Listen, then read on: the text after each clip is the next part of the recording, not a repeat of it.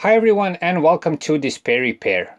In one of our previous, more popular videos, we presented some of the most common reasons for a check engine light. This video that you're watching is a sequel to that video. In it, we will show you some less common reasons for this problem, but that nevertheless happen. So stay tuned.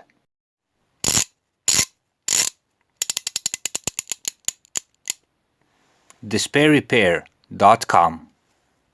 Be sure to visit us at our website displayrepair.com, where you can find more useful car and driving tips.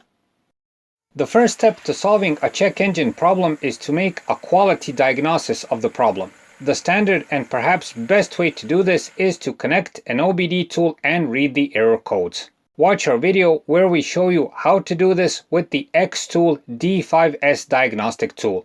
It is a good, well-built and user-friendly tool that will help you solve the check engine problem for sure. Link for the full video review about the D5S is in the card in the corner. The link to the X-Tool website and Amazon link for buying the tool is in the description of this video. Bad fuel quality. If you have fuel quality issues in your country, this will cause a check engine light for sure. Bad fuel causes anything from rough idling to engine misfire. If you suspect that this is the problem, try changing the gas station where you get fuel. Also, in this case, changing the fuel filter more frequently would be good. Bad fuel injectors. If you have issues with bad fuel quality, note that this affects the fuel injectors also. High mileage cars may have these problems since the injectors give in to material fatigue over time. If the injectors are damaged, they don't disperse fuel properly within the engine cylinder, and this then disturbs the air-fuel mixture, which triggers the check engine light. Vacuum leaks. One more less common reason for a check engine light is vacuum leaks. This happens more with high mileage cars where material fatigue starts kicking in. The majority of problems comes from cracked hoses, loose connections, loose clamps, but it can be more serious things too. Most times, it's a bigger challenge to find the vacuum leak than to actually fix it. Ignition coils and connections to them. Besides spark plugs and spark plug cables, ignition coils can cause problems. These problems mostly come from material fatigue since the coil packs are constantly exposed to a combination of engine heat and high voltage.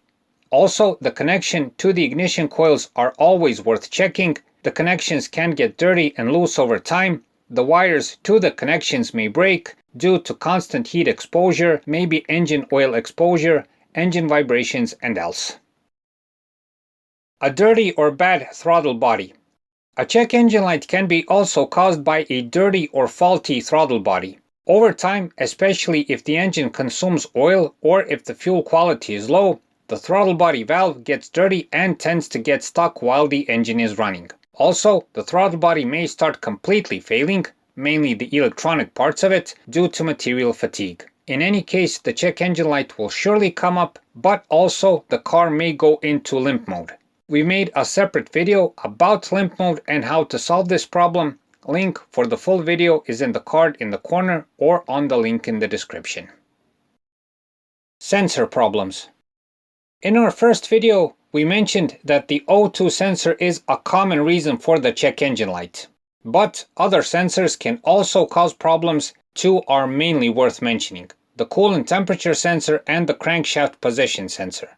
Luckily, both of them on most cars are not that problematic, but when they are faulty, they will not only trigger the check engine light, but can also cause rough idling, a crank but no start situation, and other more serious problems.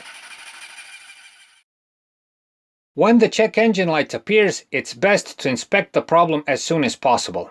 If you want to continue driving, despite the fact that the check engine light is on, you have our video on that topic that can perhaps help you decide should you continue driving or immediately stop and inspect the problem. In the end, and we always mention this, when the check engine light problem appears, you should make a good and thorough inspection if possible, and use the OBD tool, since the check engine light problem can be tricky to diagnose, find, and repair. This is mainly mentioned in order to avoid unneeded and expensive repairs that are a common mishap with a check engine light problem. So that's it for this time. We hope the video helps. please like and subscribe. It's a huge help for what we're doing. Thanks for watching and thanks for your time.